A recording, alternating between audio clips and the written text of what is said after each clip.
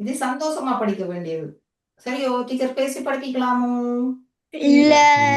இல்ல, அன்பா படிக்கிறது. அப்பதான் உங்களுக்கு அதுல அருள் இருக்கு. சரியோ? இனி எல்லாரும் சொல்லுகேடு செய்வீங்களோ? அப்ப எல்லாரும் கண்ணை மூடுங்கோ.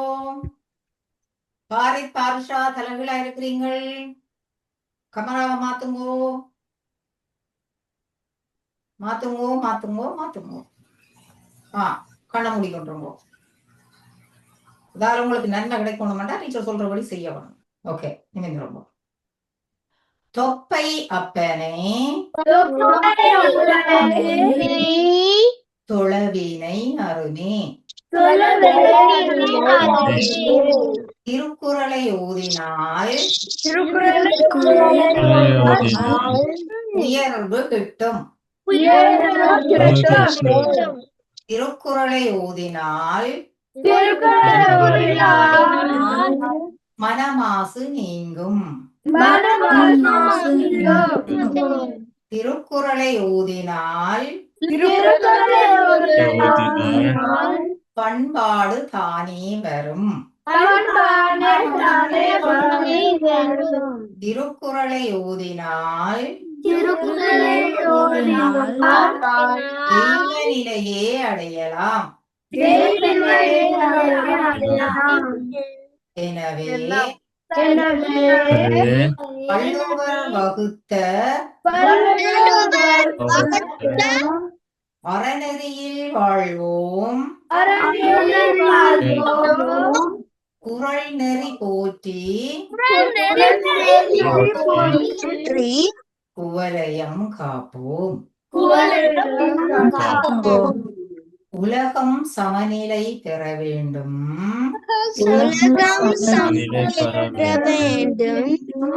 உயர்வு தாழ்விலா நிலை வேண்டும்.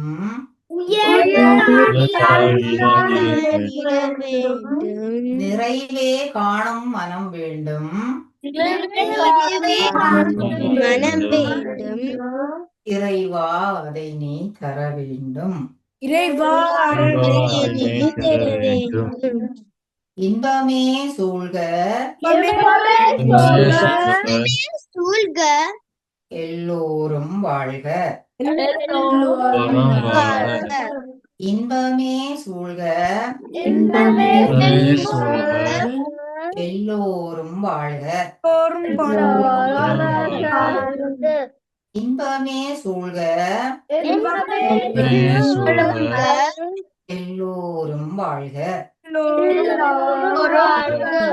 ஓம் சாந்தி. ஓம் சாந்தி. ஓம் சாந்தி. அத மெல்லமா சொட்டா சொல்லுவான். சரியோ? சரி. அப்ப நாங்கள் இப்ப என்ன செய்ய போறோம் சொல்லுங்க பாப்போம். திருக்குறளை படிக்க போறோம். எந்த அதிகாரம் படிக்க போறோம்?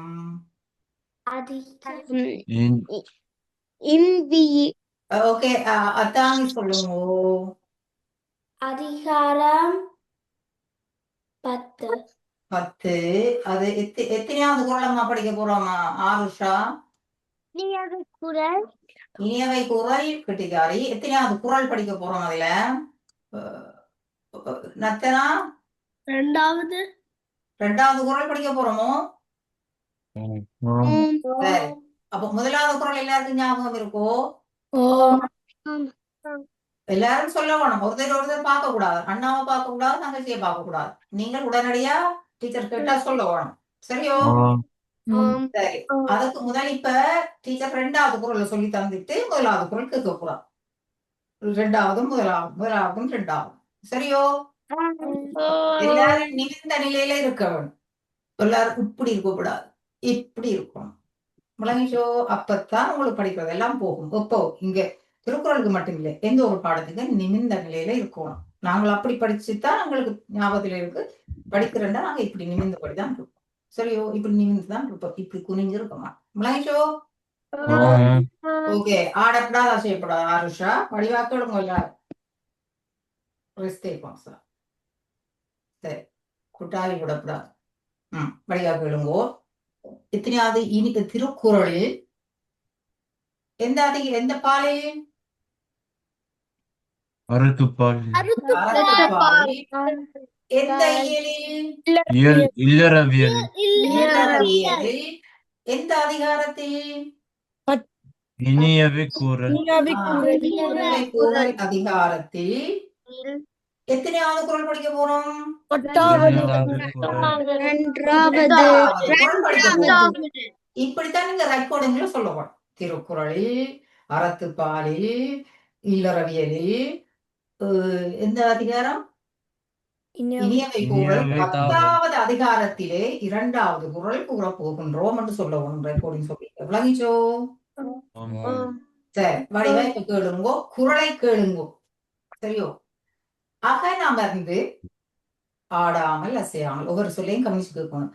அகன் அமர்ந்து ஈதலின் நன்றே, முகன் அமர்ந்து இன்சொலன் ஆக பெறின். இதுதான் 2வது குறள். திருப்பி முருகா சொல்றான்னு, ஆடாமல் அசையாமல் இருந்தால்தான் டீச்சர் சொல்றது உங்களோட மூளைக்குள்ள நேரடியா இங்க இன்டர்நெட் கனெக்ஷன் போல டீச்சர் சொல்ற இந்த இன்டர்நெட் உங்களுக்குள்ள வரும். நீங்கள் ஆடினா செஞ்சால் அந்த இன்டர்நெட் சிக்னல் வேலை செய்யாது. ஆடினால் இன்டர்நெட் கனெக்ஷன் சொல்லிட்டா இருக்குமோ? இல்ல.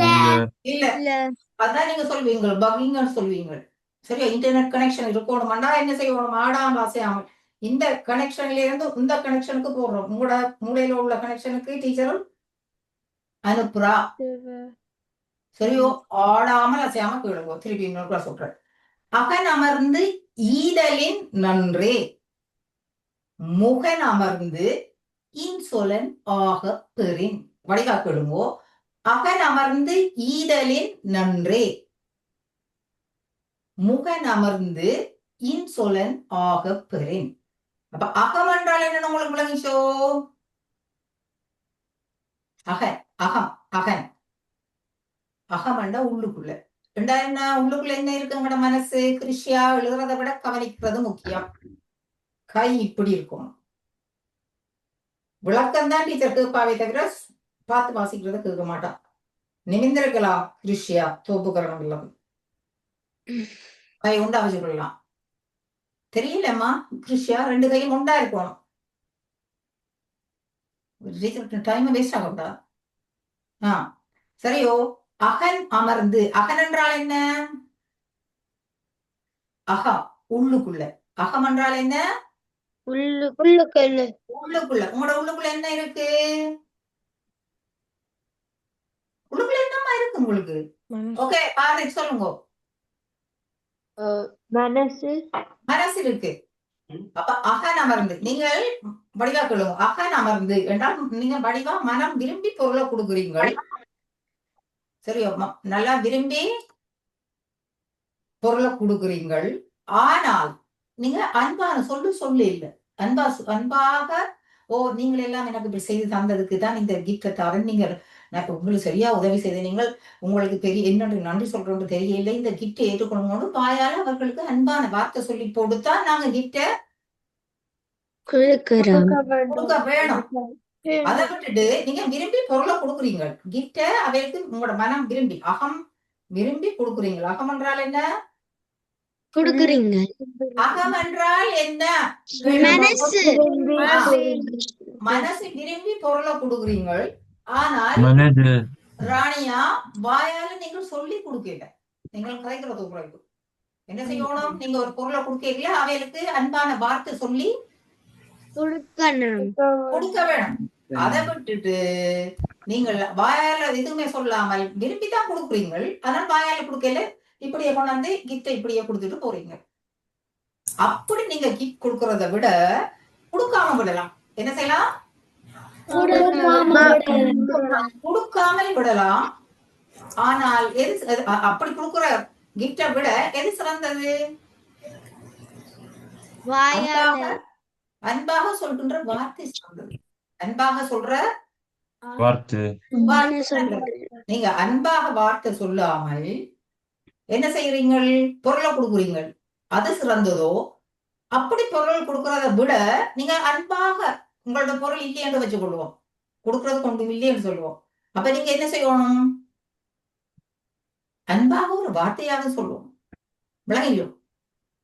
ஆமா.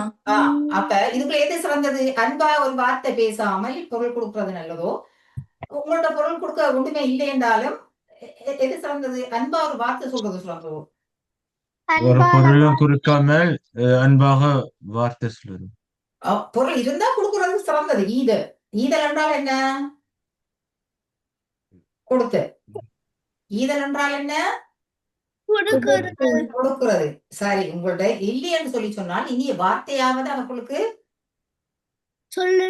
சொல்லணும். இனிய வார்த்தை. அதான் இனியவை குரல் படிக்கிறோம்.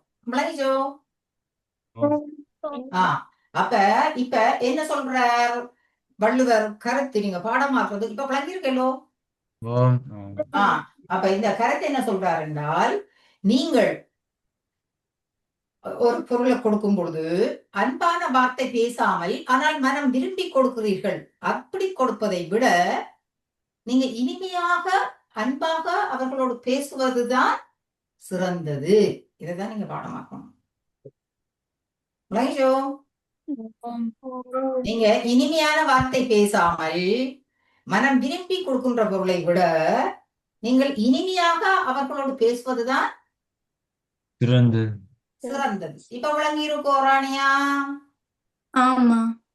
அப்ப நீங்க பேசுறது சிறந்ததோ பேசாமல் பொருளை கொடுக்கறது சிறந்ததோ? எது சிறந்தது? சொல்றீங்களா? நல்ல வார்த்தை இவ்வளவுதான் இந்த குரல்.